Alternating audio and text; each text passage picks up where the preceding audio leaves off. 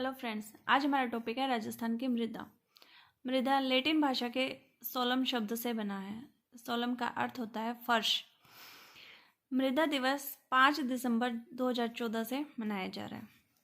मृदा स्वास्थ्य कार्ड योजना ये शुरू हुई थी 19 फरवरी 2015 से। इसकी शुरुआत हुई थी सूरतगढ़ श्रीगंगानगर में। किसके द्वारा हुई? प्रधानमंत्री नरेंद्र मोदी जी के द्वारा। और जो मृदा वर्ष है वो 2015 है। इसके लिए नारा था स्वस्थ धरा तो खेत हरा, और इसका उद्देश्य था किसानों की पैदावार बढ़ाना। मिट्टी परीक्षण प्रयोगशाला जोधपुर और जयपुर, दो जगह। जोधपुर में 1958 से। मृदा से संबंधित कार्यक्रम, 2 कार्यक्रम में सूखा संभाव्य कार्यक्रम और मरु विकास कार्यक्रम। सूखा संभाव्य कार्यक्रम 1974 से 75 और मरु विकास कार्यक्रम 1977 से 78। इनमें जो भागीदारी है वो है केंद्र सरकार और राज्य सरकार की। केंद्र सरकार की 75% है और राज्य सरकार की 25% है। मिट्टी का जो पीएच है वो 7 होना चाहिए।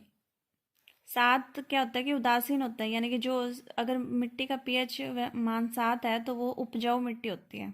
अगर 7 से अधिक हो गया तो क्षारीय होगी, और 7 से कम हो गया तो अम्लीय होगी। अगर मिट्टी क्षारीय हो जाती है तो उसका उपचार होता है जिप्सम से, और अगर अम्लीय हो जाती है तो उसका उपचार होता है रॉक फॉस्फेट से। मिट्टी की समस्या, अपरदन के कारण। अपरदन क्या होता है कि जो मिट्टी का कटाव या स्थानांतरण, मतलब मिट्टी एक जगह से दूसरी जगह चली जाए, तो उससे भी क्या हो जाता है कि मिट्टी की समस्या है। अपरदन को क्या बोलते हैं? किसान की मौत बोलते हैं, रेंगती हुई मृत्यु। क्यों? क्योंकि इससे क्या है कि जो उपजाऊ मिट्टी है वो एक जगह से दूसरी जगह चली जाती है। ये 3 प्रकार से हो सकता है। या तो जल अपरदन हो सकता है, और जो जल अपरदन है वो राज्य में सर्वाधिक अपरदन है, चंबल क्षेत्र में है। और वायु अपरदन ये जैसलमेर में सर्वाधिक है। और जो चादरी अपरदन है ये वर्षा से निर्मित अपरदन है, यानी कि जो पहाड़ों के ऊपर से जो पहाड़ों के साथ बारिश के टाइम में जो पहाड़ों के ऊपर से जो मिट्टी आ जाती है उसकी वजह से होता है। और ये सर्वाधिक होता है सिरोही पहाड़ी क्षेत्र में। राज्य में सर्वाधिक मिट्टी अपरदन वायु से होता है। दूसरा है सैम समस्या, दलदली भूमि।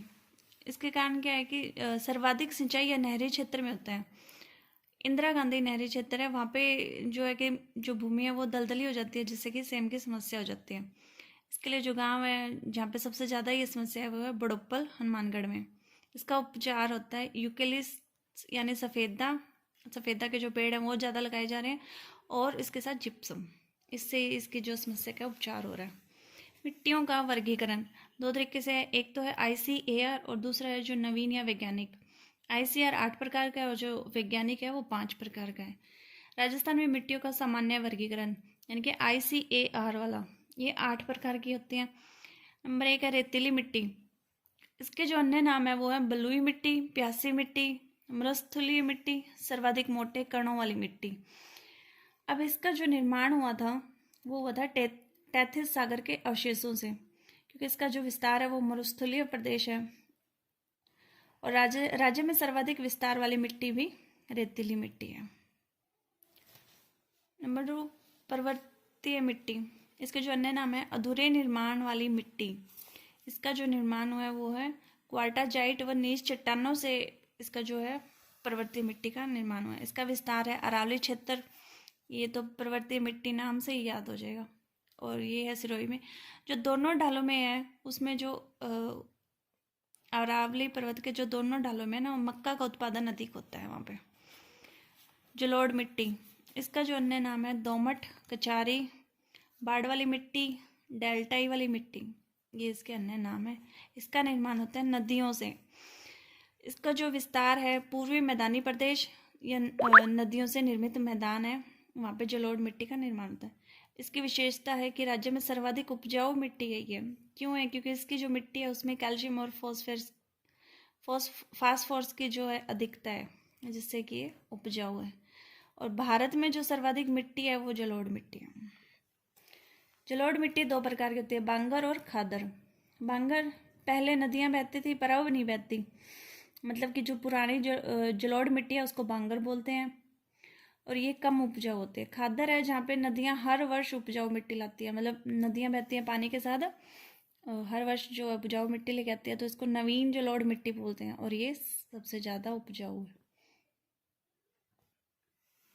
काली मिट्टी, इसके अन्य नाम है रेगुर मिट्टी, लावा, ज्वालामुखी, कपासीय, स्वतः जुताई वाली मिट्टी या चरनोजम।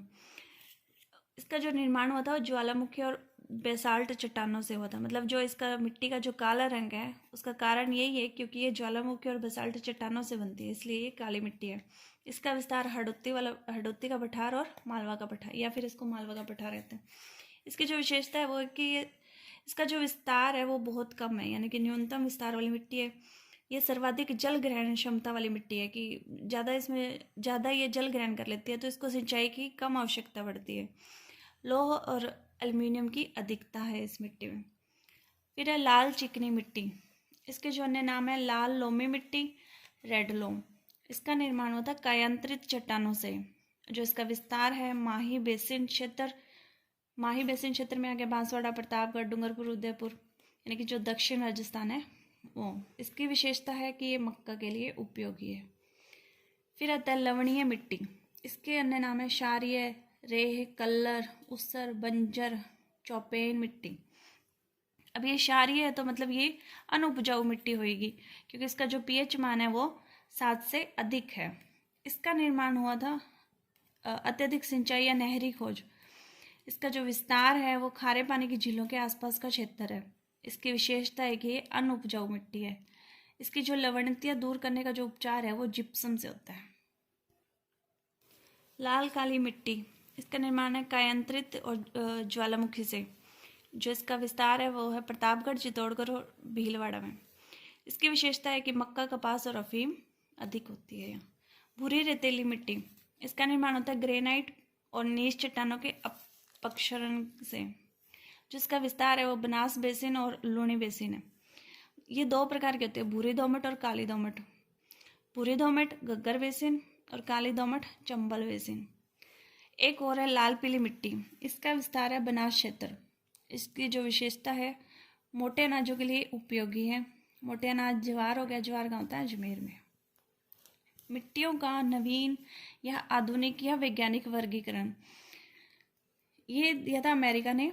इसको 5 भागों में बांटा था: एरिडोसोल्स, एंटीसोल्स, इंसेप्टिसोल्स, वर्टिसोल्स और एल्फिसोल्स। इनके तो बस नाम ही याद रखने हैं कि एरिडोसोल्स ये शुष्क मृदा होती है, मरुस्थलीय क्षेत्र है, इसका ज़्यादातर क्षेत्र ही पूछा जाता है।